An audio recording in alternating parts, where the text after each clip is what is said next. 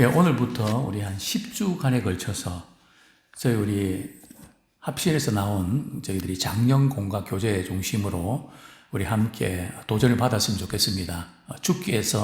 죽게로 돌이키소서. 우리 예레미야 강의 교재인데요. 참 이렇게 오늘 이 시대와 또 우리에게 도전을 주는 그런 귀한 메시지가 담겨 있습니다. 좀 어렵고 힘든 상황 속에서 우리가 크리스찬으로서 어떻게 해야 될까?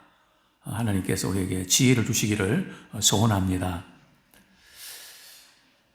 예레미야 예가는 누가 쓴지 아시죠? 우리 예레미야가 썼죠. 예가는 슬픈 노래잖아요.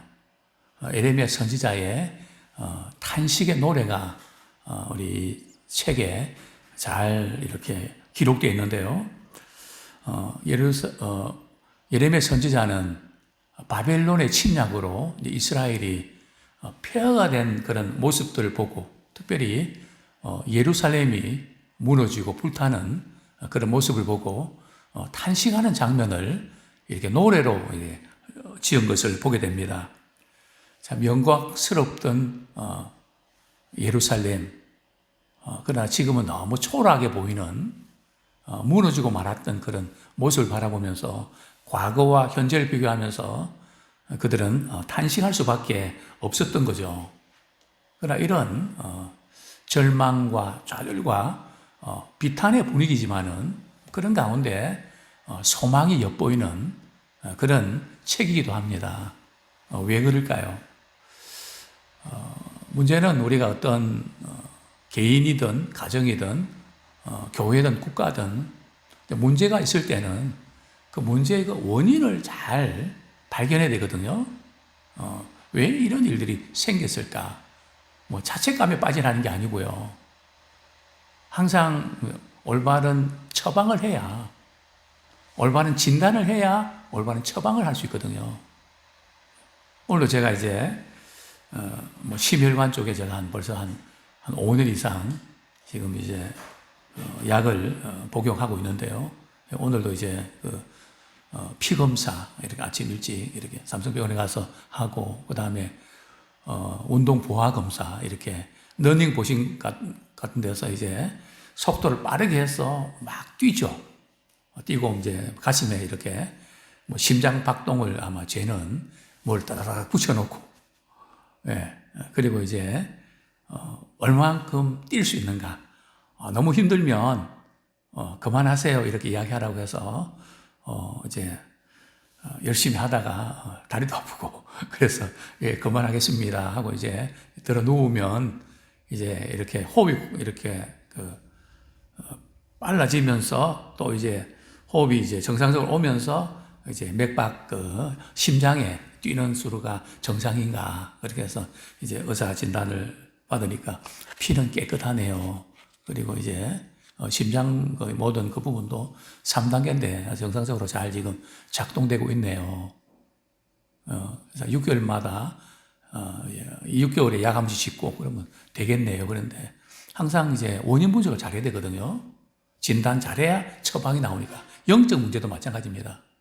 저는 이제 건강검진을 받으면서도 뭘 다다닥 붙이거든요. 그럴 때마다 저는 하나님, 우리가 영적으로 어디가 병들었는지 그것을 발견하고 그렇게 치료해야 될 텐데 하나님 어떻게 하면 좋겠습니까? 분명히 병든 부분이 있으면은 그게 우리가 발견하고 처방해야 되는데, 고쳐야 되는데 그거 어떻게 해야 되죠? 늘 저는 진단 받으면서도 제가 목회하면서 영적으로 내가 어떻게 하고 있는가 한번 돌아보면서 도전을 받곤 합니다. 이스라엘의 이 멸망의 원인, 특별히 남유다, 북이스라엘, 아수르와 바벨론 포로로 사로잡혔던 그 이유가 뭘까요? 오늘 본문 읽으면서 그 이유가 뭐 때문이라고요? 이유는 단 한 가지, 바로 죄 때문이죠. 어떤 죄일까요? 우상 숭배의 죄야. 그죠? 하나님을 섬기기보다는 물질과 사람과 힘과 어떤 권력과 이런 하나님 위에 든든해 보이는 그런 것들을 이렇게 붙잡고 살아가는 삶의 모습들. 아마 현대인들이 우상숭배를 많이 하고 있는데 본인이 그게 우상이라고 생각 안 하고 남들이 다 그렇게 하니까 뭐 그건 당연하다고 생각하는 그런 경향이 있는 것 같습니다.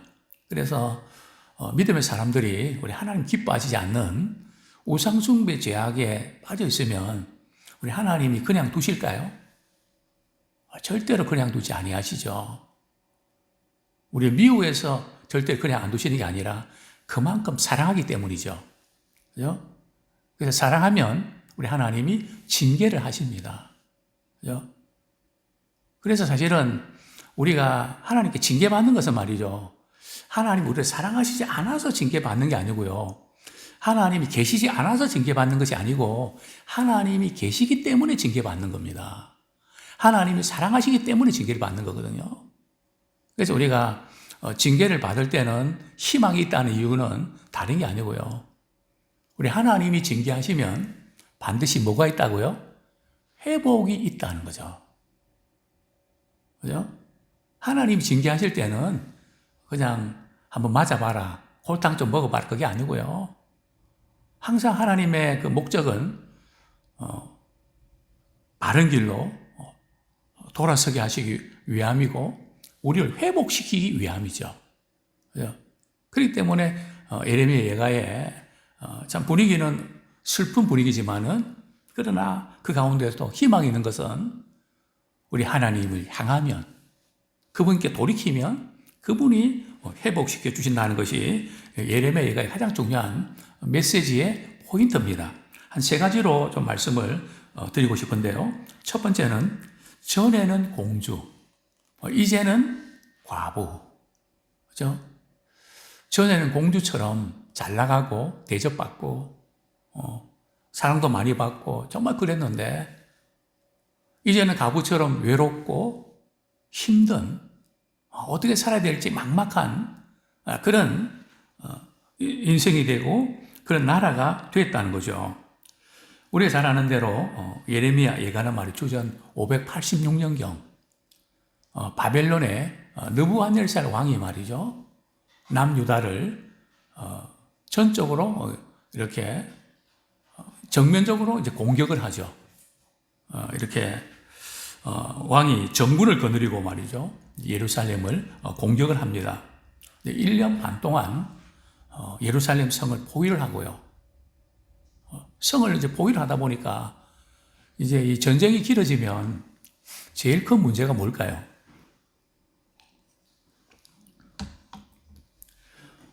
물 문제하고 먹고, 그죠? 식량 조달이 어렵거든요. 먹고 사는 게 너무 힘드니까, 어떻게 했는지 아십니까? 우리 예레미야 애가 4장 8절부터 10절까지 정말 이런 일이 있을 수 있을까? 그죠? 예레미야 4장 8절부터 우리 10절까지 한번 읽어보겠습니다. 시작. 이제는 그들의 얼굴이 숯보다 검고 그들의 가죽이 뼈들에 붙어 막대기같이 말랐으니 어느 거리에서든지 알아볼 사람이 없도다. 칼에 죽은 사람들이 줄여 죽은 자들보다 나음은 토지 소산이 끊어짐으로 그들은 찔림받은 자들처럼 점점 쇠약하여 가미로다. 딸 내 백성이 멸망할 때에 자비로운 부녀들이 자기들의 손으로 자기들의 자녀들을 삶아 먹었도다. 저기 보면 자비로운 그 부녀들이 어머니들이 말이죠. 뭐 이렇게 왜 자비로운 부녀들이라고 표현했을까요? 그죠? 이렇게 참 사랑이 많은 그 어머니들조차도 말이죠. 자기들의 자녀들을 삶아 먹었다. 실제로 이제 전쟁사에 보면 뭐 성경에도 나오지만 말이죠. 너무 배고프고 그러면 인육을 먹는 자녀들을 삶아 먹는 그죠? 이런 비참한 상황까지 이렇게 가고 말았던 거죠. 함락된 예루살렘 성은 완전히 파괴되고 집들은 다 불탔습니다. 그죠? 삶의 근거가 다 허물어지고 말았죠. 성벽과 성곽으로 통곡하게 하셨고요. 또 그들과 함께 쇠하였습니다. 성문이 땅에 묻히며 빗장이 부서져 파괴되었습니다. 그죠? 이제 마지막 순간까지 백성들이 의지했던 곳이 어딜까요? 예루살렘 성전이죠. 그렇게 의지했던 그 성전들 그조차도 말이죠. 함락되고 말았죠. 유대인들에게서 그 성전에 대한 그 애착은 대단하거든요. 하나님이 지키시고 보호하시고 하나님이 여기 계신데, 그런데 생각지 않게 말이죠. 예루살렘 성이 함락되고 말았죠. 결국 바벨론이 말이죠. 대적이 이스라엘에 있는 모든 보물들, 성전에 있는 보물들까지도 다 빼앗아가고 말았죠. 너무나 허망한 그런 상황이 되고 말았습니다. 이방인들이 예루살렘 성전에 들어간다는 생각도 못 하거든요. 들어갈 수 없거든요. 근데 오늘 본문에 보면 이방인들이 이렇게, 우리 10절에 한번 볼까요? 예루살렘 성전에 들어가는 걸 보았다. 이 기가 막힌 우리 예레미야가 1장 10절 한번 보겠습니다. 시작. 대적이 손을 펴서 그의 모든 보물들을 빼앗았나이다. 주께서 이미 이방인들을 막아 주의 성에 들어가 오지 못하도록 명령하신 그 성소에 그들이 들어간 것을 예루살렘이 보았나이다. 못 들어가게 막아놨는데 이제는 그 이방인들이 예루살렘 성전을 짓밟는 그런 광경을 보고 정말 기가 막힌 그런 현상인 거죠. 자, 그렇습니다. 예루살렘에 대한 비극은 이렇게 표현되죠. 전에는 공주였던 자가 말이죠. 이제는 뭐가 됐다고요? 이제는 과부가 됐다. 그죠? 이것이 예루살렘 함락 전과 함락 후에 달라진 그런 모습이죠. 화려한 옷을 입고요. 남들이 부러움의 대상이었던 공주 예루살렘이 걸친 옷도 하나도 없이 말이죠. 버려서 업신여김을 받는 과부가 되었다는 거죠. 참 비참한 현실에 말이죠. 눈물을 흘리지만 뭐 어떻게 해볼 재간이 없었던 거죠. 참 그럴 때마다 참 이 고통스러운 현실을 보면서 이전을 생각하죠. 이전에 영광스러웠던 그 자신들의 그런 삶의 모습들 생각하면 더 속상하죠. 저희 부모님들, 저희 아버님도 간혹 그런 말씀하셨거든요. 정말 이제 저는 몰랐는데 부산에 교회 다니던 그런 친구들이 그런 말을 합니다. 너희 집이 우리 교회에서 최고로 부자였잖아. 저는 그거 몰랐거든요. 좀 부자다, 좀 잘 산다 하는 그걸 알았는데 최고로 부자였잖아. 그리고 이제 보증 잘못 써서 다 날린 후에 늘 아버님 하시는 말씀이, 전에는 이렇게 안 살았는데, 전에는 이렇게 안 살았는데, 내가 그때 모은 돈을 좀 간직했더라면 너희들 일 필요할 때 좀 줄 수 있었을 텐데. 늘 우리 부모 마음이 그런 거 아닙니까?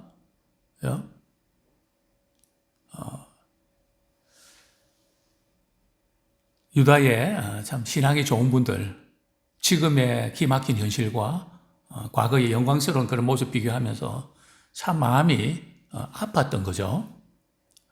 이제 그런 것을 이렇게 기억하고 있는 것입니다. 우리 본문 7절 한번 보겠습니다. 기억을 하려고 해서 하는 게 아니라 현실의 아픔이 크면 자꾸 그게 생각이 나죠. 우리 7절 말씀 같이 한번 읽겠습니다. 시작. 예루살렘이 환난과 유리하는 고통을 당하는 날에 옛날의 모든 즐거움을 기억하였으며 그의 백성이 대적의 손에 넘어졌으나 그를 돕는 자가 없었고 대적들은 그의 멸망을 비웃는도다.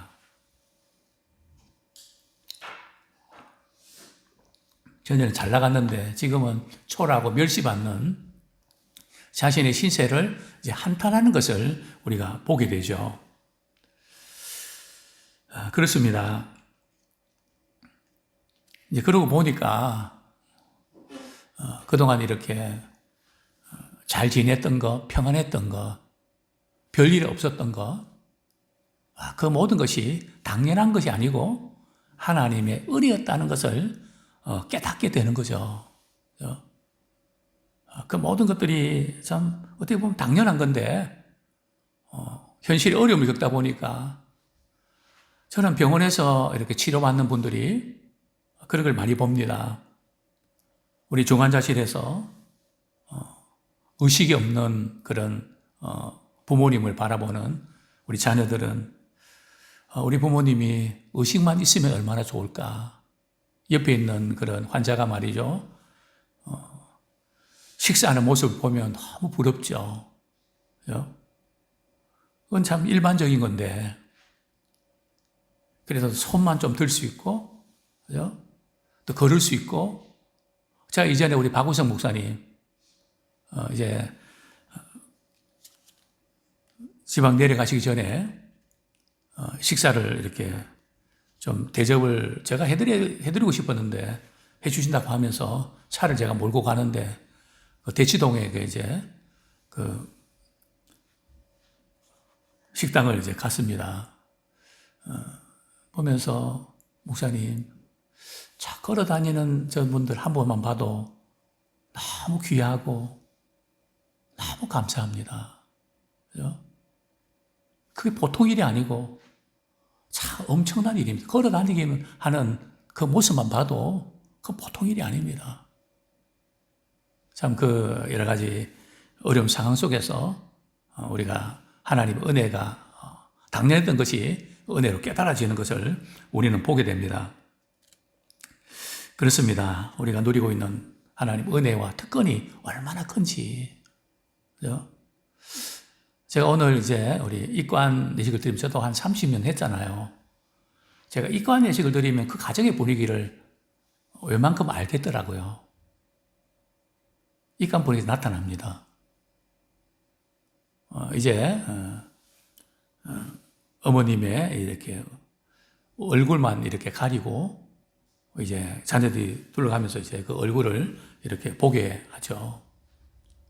어떤 분들은 만지기도 하고 이렇게 그러면서 막 울면서 이제 마지막 그 이제 사진으로만 보지 다른 거는 볼 수 없잖아요. 마지막 보는 그 순간에 우리 이제 딸이나 우리 또 며느리들은 통곡을 하죠.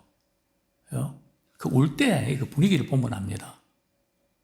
어떻게 알 수 있는가 하면 평소에 사랑의 교제를 많이 나눴던 분들은 소리가 나지 않습니다.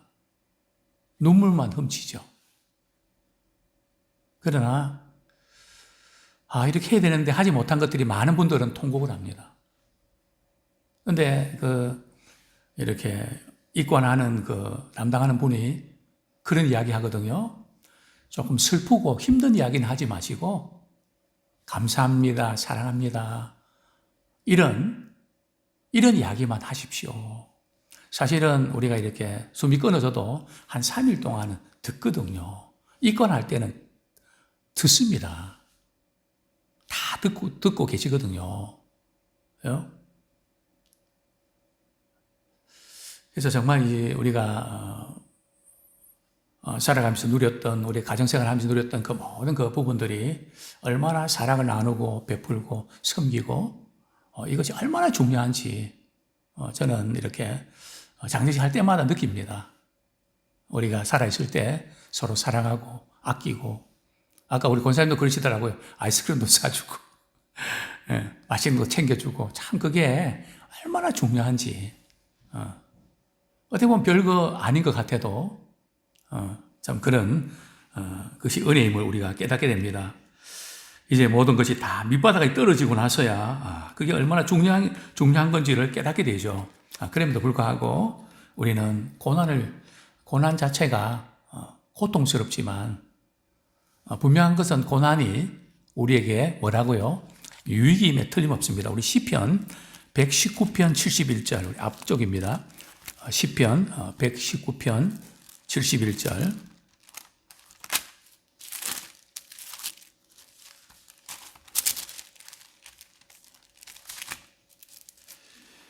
같이 한번 읽도록 우리 하시겠습니다. 시작. 고난 당하는 것이 내게 유익이라 이로 말미암아 내가 주의 율례들을 배우게 되었나이다. 이 고난이 주는 유익이 두 가지인데요. 당연하게 여겼던 것들을 우리 감사하게 되고요. 또 두 번째는 우리 마음을 하나님께로 향하게 되는, 이게 참 큰 복입니다.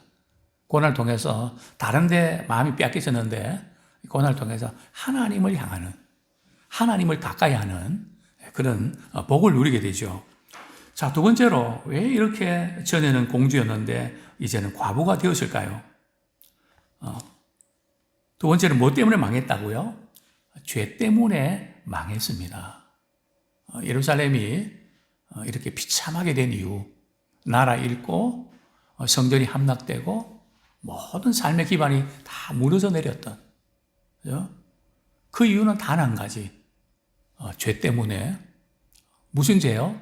우상숭배의 죄. 우상숭배의 죄가 뭔가 하면 하나님을 안 믿는 게 아니고요, 교회 안 다니는 게 아니고요, 믿지 않는 게 아니고요, 믿음 생활 하면서도 양다리 걸치고, 양다리를 걸치되, 우리 뭐 양다리 걸치면서 우리 살아갈 수밖에 없는데, 하나님보다 다른 데 훨씬 더 마음이 많이 빼앗겼다는 거죠. 하나님이 든든한 것보다 돈이 더 든든하고, 자식이 더 든든하고, 힘이 더 든든하고,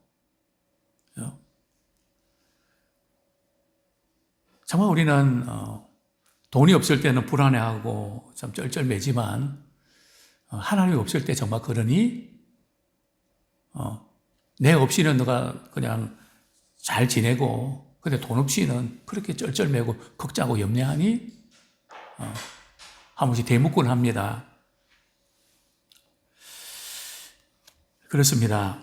예루살렘이 이렇게 멸망했던 이유는 5절 말씀, 바로 이 이유 때문이죠.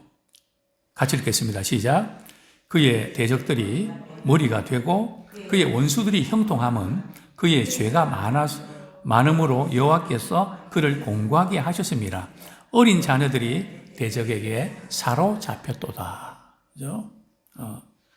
죄 때문에 이런 비극적인 현실이 찾아왔다는 것을 고백합니다. 그렇습니다. 우리가 이제 살아가면서 뭐 크고 작은 우리가 잘못도 하고 뭐 하는데, 실수도 하는데, 제일 중요한 부분이 뭘까요? 이 부분은 굉장히 중요한데요. 우리 예레미야 2장 19절.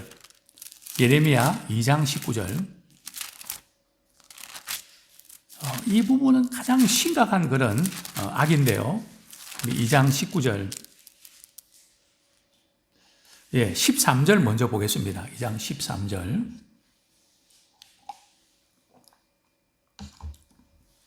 시작. 내 백성이 두 가지 악을 행하였나니 곧 그들이 생수에 근원되는 나를 버린 것과 스스로 웅덩이를 판 것인데 그것은 그 물을 가두지 못할 터진 웅덩이들이니라. 문제가 뭔가 하면 생수에 근원되는 하나님을 버렸다는 거죠. 하나님을 의지하고 하나님을 찾지 않는다는 거죠.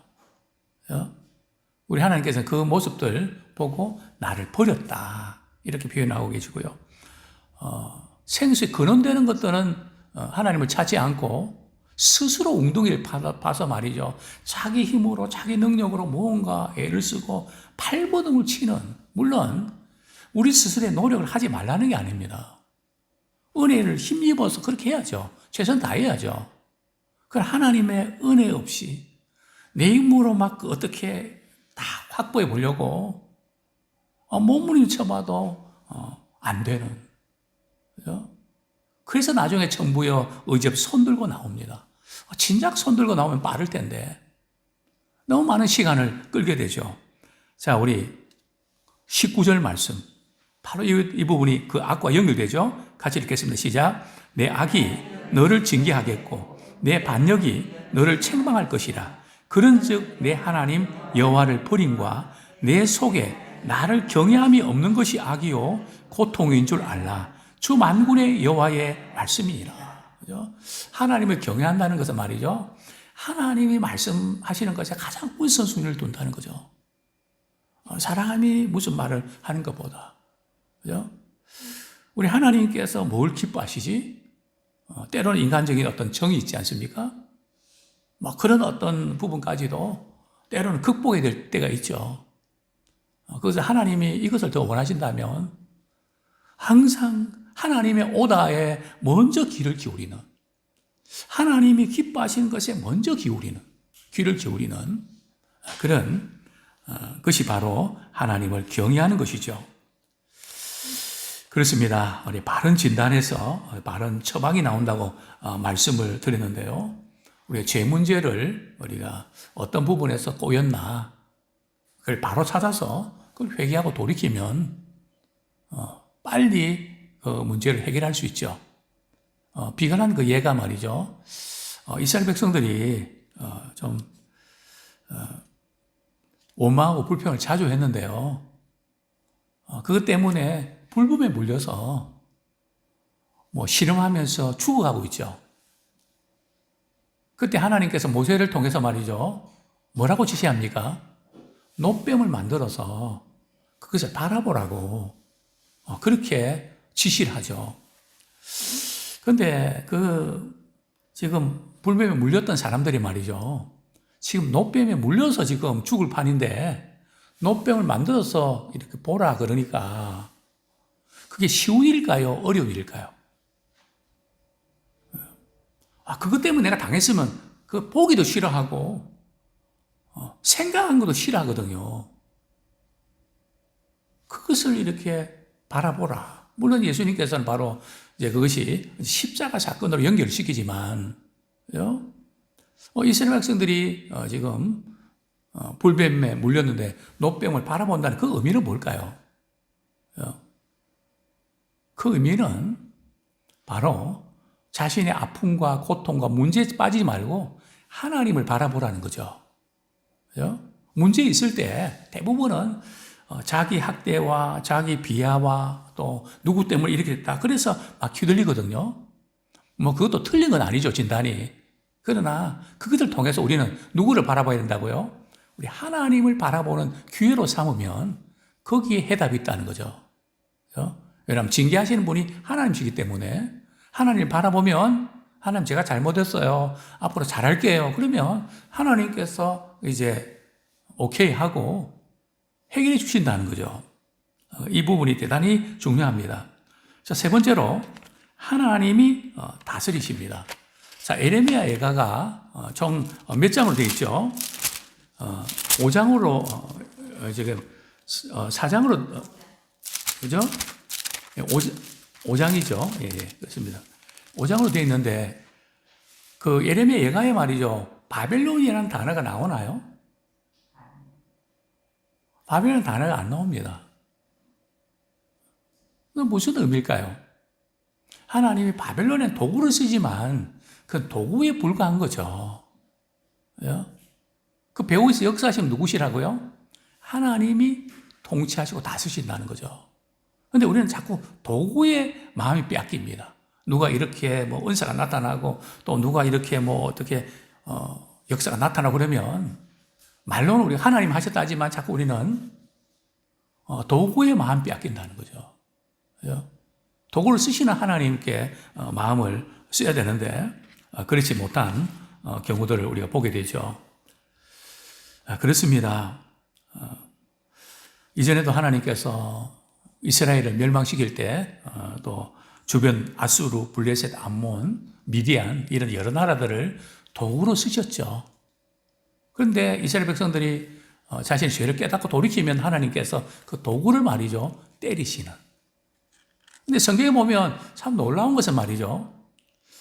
자기 택한 백성들을 징계하기 위해서 주변에 있는 국가들을 도구로 쓰시거든요. 오늘 말하면 하나님이 나를 만드시기 위해서 내 주변에 있는 사람들을 말이죠. 굉장히 나를 힘들게 만드는. 그죠? 그래서 우리의 또 잘못된 부분들을 때로는 고치게 만드신다는 거죠. 그죠? 근데 이상하게도 도구로 쓰셨던 나라 가운데 말이죠. 성한 나라가 있나요? 하나도 없습니다. 그죠? 왜냐하면 그들이 도구로 끝나게 되는데 자신들이 교만해갖고 말이죠. 바벨론 멸망한 것도 결국은 자기는 도구에 불과한데 자신들이 강대하고 뭐 대단한 것처럼 해갖고 그래서 하나님께서 그들을 다 꺾어버리셨죠. 그죠? 그러니까 모든 것들을 누가 주관하신다고요? 하나님이 주관하신다. 그렇습니다. 우리 하나님께서 안 계셔서 말이죠. 남유다가 이방인들에게 바벨론에 침략당한 게 아니에요. 하나님이 계셔서, 그죠? 죄에 빠진 유다를 내버려두지 아니하시고 징계하신 거라고요. 그러니까 우리는 늘 이렇게 어려움을 겪으면 하나님은 사랑의 하나님이신데 하나님이 살아계신다면 왜 이렇게 하나? 인간적으로 섭섭한 마음을 가지고 우리 그렇게 생각하거든요. 아닙니다. 반대로 생각하셔야 돼요. 하나님이 살아계시기 때문에 징계하시는 거예요. 징계하시고 또 하나님은 징계하신 분이 또 회복시켜 주신다는 거죠. 항상 이 부분을 우리가 놓지 않았으면 참 좋겠습니다. 우리 12절 한번 같이 읽겠습니다. 예레미야 애가 1장 12절 시작. 지나가는 모든 사람들이여 너희에게는 관계가 없는가? 나의 고통과 같은 고통이 있는가 볼지어다. 여호와께서 그의 진노하신 날에 나를 괴롭게 하신 것이로다. 예레미야 선지자는 말이죠. 괴롭게 하는 그 부분들을 하나님께서 하셨다. 정확하게 이제 진단하는 것을 보게 됩니다. 그렇습니다. 하나님은 징계하시지만 회복시켜 주시는 분이시죠. 그렇기 때문에 예레미야 선지자는 이렇게 노래합니다. 우리 1장 9절 말씀 같이 읽고 우리 말씀을 정리하겠습니다. 9절 말씀 시작. 그의 더러운 것이 그의 옷깃에 묻어 있으나 그의 나중을 생각하지 아니하며 그러므로 놀랍도록 낮아져도 그를 위로할 자가 없도다. 여호와여 원수가 스스로 큰치하오니 나의 환난을 감찰하소서. 환난 당하는 부분도 하나님 감찰해 주십시오. 하나님 기억해 주십시오. 그죠? 하나님께서 이 징계 가운데 건져 달라는 그런 기도를 하고 있는 것을 보게 됩니다. 이제 말씀을 맺겠습니다. 그렇습니다. 전에는 공주였던 자가 이제는 과부가 되었는데 예루살렘의 멸망이 바로 뭐 때문이라고요? 죄 때문입니다. 그래서 하나님은 징계하시지만 바로 그 하나님은 반드시 회복시켜 주시는 하나님이십니다.